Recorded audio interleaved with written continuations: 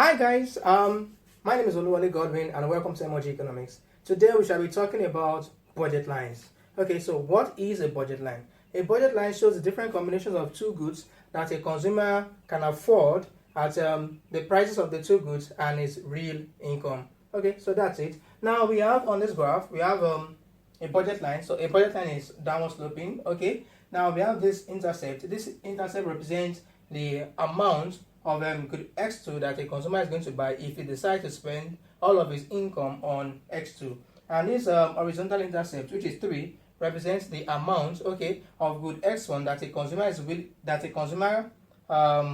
okay, X1, this 3 represents the maximum amount of good X1 that a consumer is willing to buy, or that a consumer can afford, okay, that a consumer can afford if he decides to spend all of his income on X1, that is not buying anything at all, like not buying X2 at all. Okay, so we have two different combinations on this graph.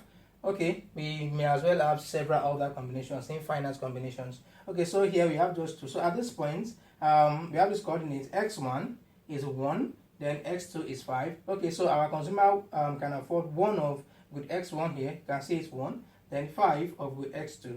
Alright, so when we come to this side, okay, our consumer can afford 2 of good x1, 2 units of good x1, and then 3 units of good x2. Okay, so this is what a typical budget line looks like. So now I want to talk about the effect of changes in prices of good x1 and good x2, and then we want to see what it is going to look like. So now let's start with a fall in price of good x1, a fall in price of good x1. So let's depict a fall in price of good x1. Okay, so we are starting at this combination. We have 1 of good x1 being demanded and 5 of good x2 that the consumer can afford. So 1 of good x1 that the consumer can afford and 5 of good x2 that the consumer can afford. Okay, so when there is a fall in price of good x1, other things being equal, our consumer will be able to afford more than 1. Okay, so now in this example, let's say 2. So what do? We are going to reflect the change in x1, which is the increase from 1 to 2, with x2 not changing, the quantity that the consumer can buy of x2 not changing because there is no change in the price of good x2. So when we show that, so we come to this point. So here's the point. So here we have 2 units of good x1, and then we still have the 5 units of good x2. So we have in order to show the impact of a reduction in price of good x1, okay, which follows by the law of demand, that a fall in the price of a commodity will increase the quantity demanded of that commodity. Okay, so we are going to move from this coordinate 1, 5, okay, to 2, 5, simply, which means that our quantity of x1 that the consumer can afford now has increased from 1 to 2, okay, at the same unit of quantity of x that he can afford, simply because it was not the price of good x2 that changed, whether rose or fell. So this is the new point we have, and by the time we plot this out, okay, so we plot it out, we discover that we have a new horizontal intercept, and here it is 5, okay, and we still have our old vertical intercept because nothing happened. The quantity of x2 is not going to change, so at the same intercept, so we draw the line here where we have a new intercept for good x1. So this is the effect of a fall in price of good x1. Now let us examine the effect of a rise in price of good x1. In that case, this was the original position, and the law of demand states that when the price of a commodity rises, there's going to be a fall in the quantity demanded and vice versa. Okay, so we are moving from this point where our consumer consumes 2 units of commodity x1, our consumer affords 2 units of commodity x1 and 5 units of commodity x2. But the price of this commodity has increased. Okay, so now our consumer can only afford 1 unit of commodity x1 that the price has increased, and still the same 5 units of commodity x2. Okay, so this is B. It's our old budget line. So this is the new budget line in this case. Okay, so we have an inward rotation. So when there is a fall in price, we have an inward rotation of the budget line. Okay, so we this quantity has reduced from 2 to 1, whereas what we have here is still the same. Okay, so there will be a change in the horizontal intercept and no change at all in the vertical intercept, as long as we are talking about good X1. Okay, so now let's talk about good X2. So what if there is a fall in price of good X2? So going by our normal law of demand, okay, going by the law of demand that we know, a fall in the price of good X2 should lead to an increase in the quantity demanded of good X2. So now let's use this point as an example where we are consuming where the consumer can afford 1 unit of commodity X1 and then 5 units of commodity X2. So it was not the price of X1 that changed, it's the price of X2 that fell. Okay, so our consumer can now consume at this point. Okay, so we may just call this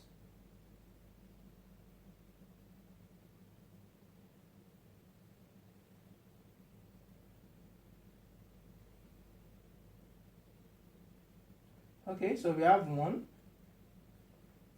7. Okay, so it's the price of this commodity that changed and a new intercept, call it 8.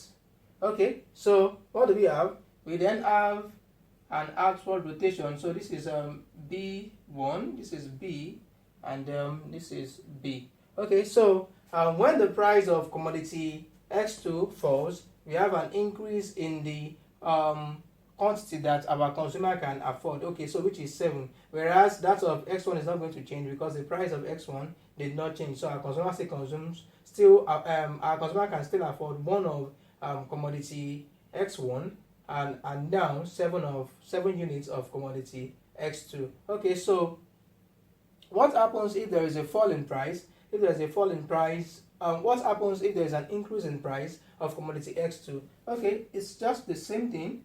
So instead of an outward rotation, so we have an inward rotation. So this is a rise. Okay, so instead of consuming 1 unit of commodity X1 and 7 units of commodity X2, now our consumer can consume only 1 unit of commodity X1 that nothing happened to its price, and then 5 units of commodity X2 that has experienced an increase in price. So we have a fall from this position,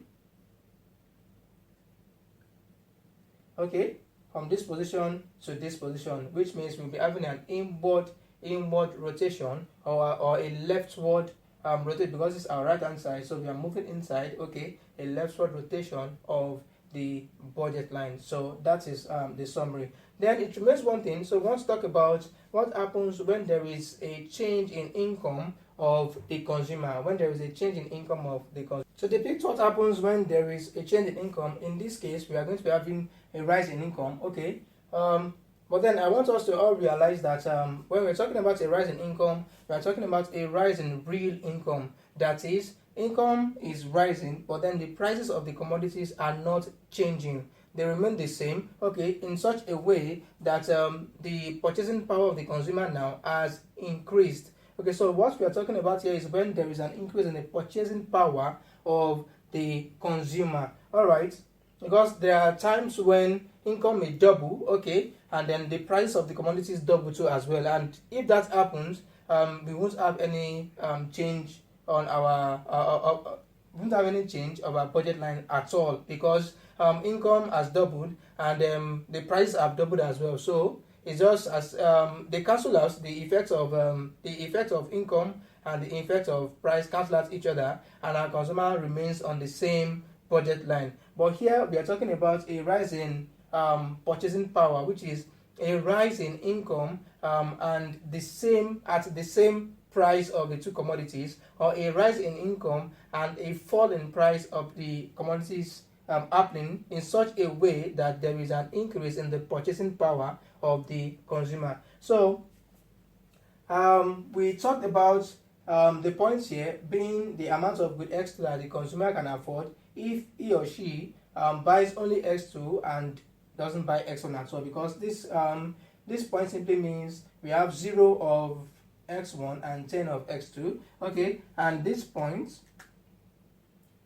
simply represents the maximum amount of good X1 that a consumer can afford if he or she does not buy good X2 at all.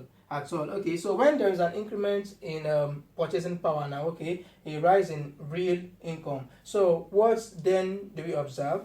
Okay, so let me just call this real income.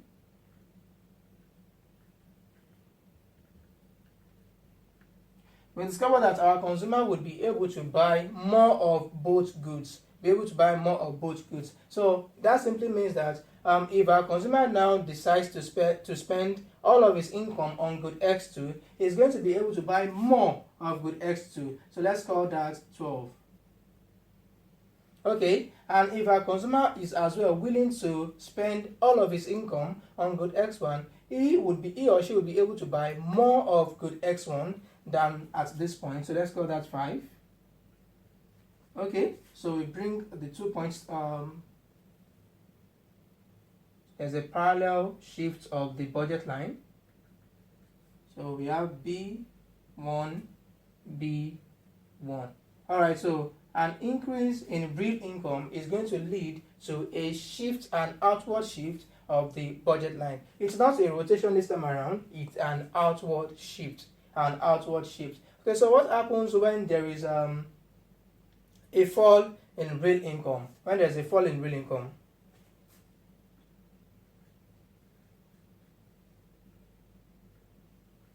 and there is a fall in real income, our consumer is starting at this point. Okay, so we have 12 here if you decide to spend all of his money on good X2, okay, and we have 5 here, 5 units of good X1 if he or she decides to spend all of his or her money on good X1. So a fall in real income now simply means the consumer has less money. Okay, the consumer has less money. So now, if the consumer decides to spend all of that money on good X1, okay, our consumer would be able to buy less compared to what we have here, less of good X1. Okay, a consumer will be able to buy less of good X1, which is 4 in this case. The same thing, if our consumer decides to spend these the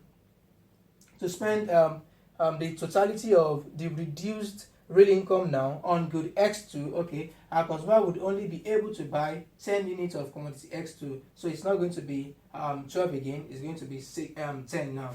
Okay, so in that case we have this. Okay, so this happens to be the initial budget line BB, and this is B1.